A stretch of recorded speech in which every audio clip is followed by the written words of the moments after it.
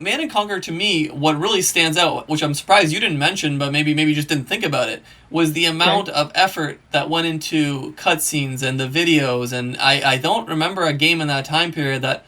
How big was the budget? What was it like making almost full scale movies for for a video game? You are gonna love this story. Yeah. This is you have gone right to my bread and butter. Um, so when I uh, when I got to Command and Conquer, because there was already a partial development in place when I was hired. They were doing teletype briefings, Oh my that kind god. of Yeah, stuff, yeah, yeah, yeah. right? And that's what everybody wanted: teletype briefings. I had made a friend in the company who was from a little company called New Tech. And New Tech had done a piece of software called Lightwave. And Lightwave was a product that was used primarily to put graphics on top of video, right? Like channel markers, channel 4, CBS Right, News, News right. Flash, the overlay graphics that you see on on a television, the early days, right? He was doing he was there because the president of the company really someday wanted to make films, and didn't know, was moving towards that. And so I said, and you're gonna love this because I get to claim full credit for this. I said, these briefings are lame. And I'm seeing the kind of stuff you can do with Lightwave, and I think we should be doing that.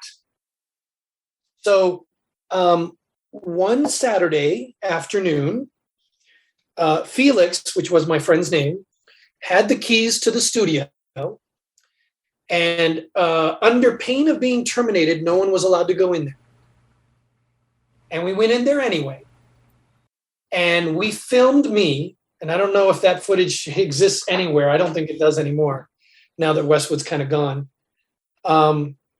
We filmed me doing a briefing, and I remember, well, we called it the Pirate Ed video, and it was like I was giving a briefing about going in on a mission, and I opened my hand like this, and the idea, and I wrote the script for the whole thing, and I put a globe, and the globe was going to be in my hand, so fingers up front, but the globe's in my hand, and I was going to point at the globe and flick, and the globe was going to stop, highlight Angola, and then Angola went and became big.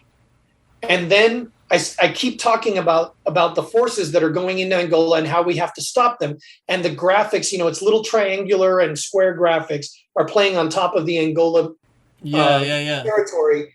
And we filmed that whole thing on a Saturday.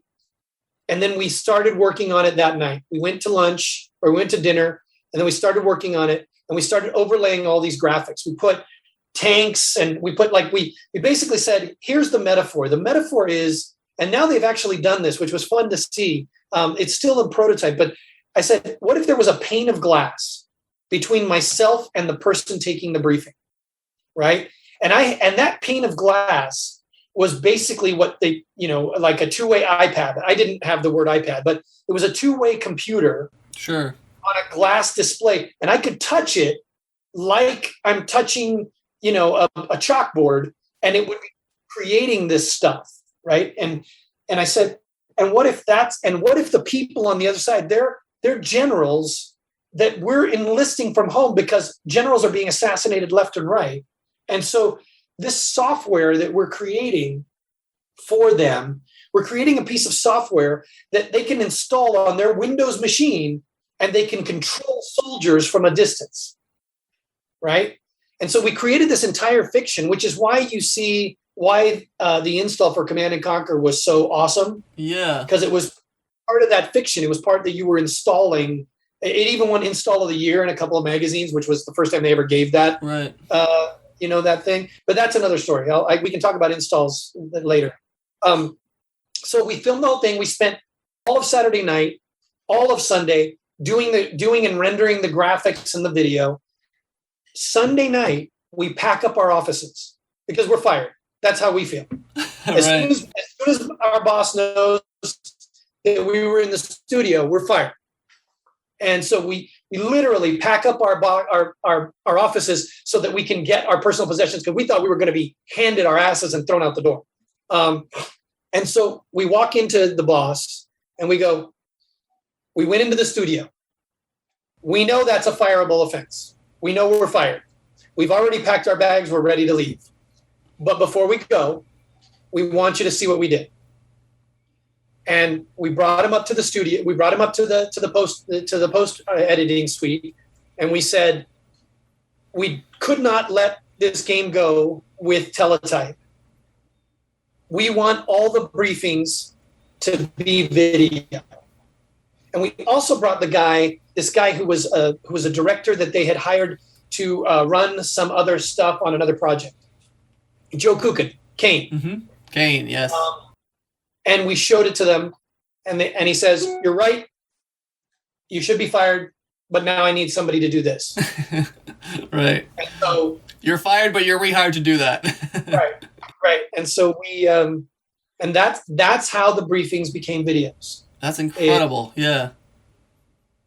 I wrote the script. Well, I didn't. Sorry, a guy wrote the script, and then we rewrote almost all the scripts. Joe Kukin and I rewrote the entire Command and Conquer script after it was written after the first draft. And then it just kept going, right? You just kept like, oh, we're gonna get better actors, we're gonna get better visuals, we're gonna, Did you have? What was the problem with the disk space? Wasn't that also another problem that you couldn't store video on small floppies? Sure, that's why some of that stuff looks so res now, right? Right. So low res because we had to compress it. We had to, and we had to trick it by like, okay, we're running out of space, so we need to put that video in a small window, or something like that. So, we're really. It was a moment of doing the right thing despite your own self-interest. Sure. Right. Which is why that part of the reason why that product's so great.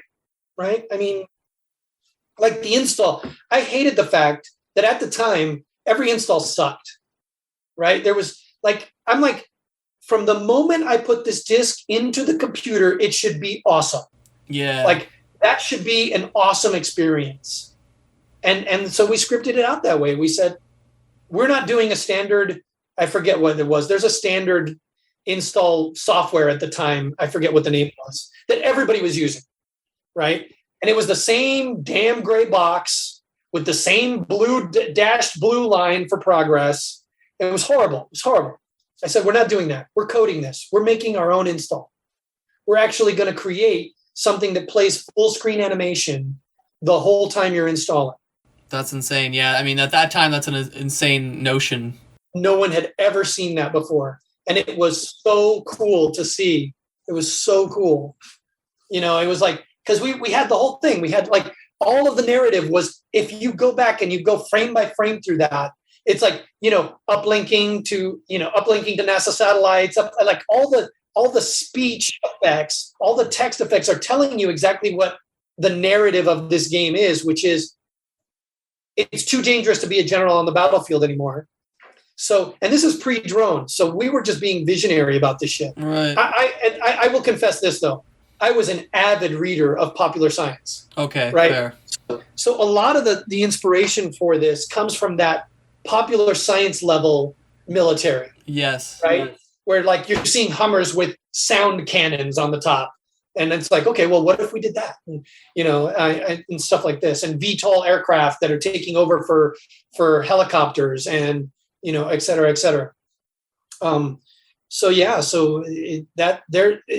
could dive into Command and Conquer for days. Yeah. If that's where you want to end this. We can talk about Command and Conquer forever. I mean, your level of care and these things not only shows in the video but in the audio as well. The music, the art direction of the game. Oh my God, there's so much. The audio guys were so awesome. The audio guys were like the best. Yeah, I can't imagine what it's like to have so many people locked into the same goal and then achieve it at the end.